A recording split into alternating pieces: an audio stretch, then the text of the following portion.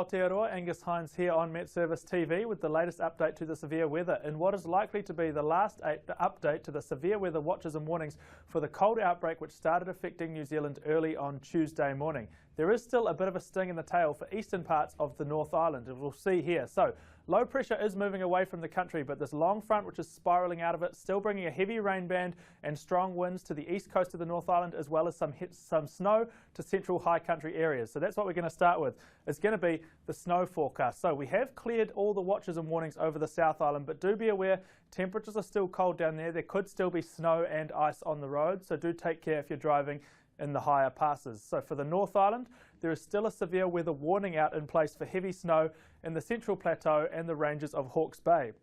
So this heavy snow will be easing from the south this afternoon, but we could still expect a further 10 to 20 centimetres to fall on top of what has already fallen. Now there are significant amounts that have already fallen, so we will be topping that up at 800 metres or higher, with lesser accumulations down to 600.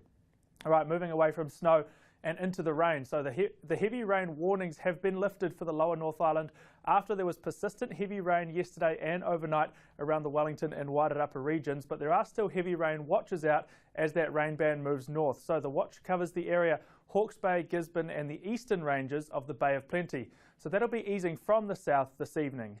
And a very similar area under heavy wind watch for this afternoon. So severe gales, the warning again has been lifted for central parts of the country after very, very strong winds yesterday and overnight. But we still have the severe weather watch in place for the chance that these winds may reach severe gale strength in the following areas: Hawke's Bay, Gisborne, Eastern Bay of Plenty and Eastern Taupō. Again, everything is beginning to ease back from the south this evening. We'll just have a quick look at what's to come here.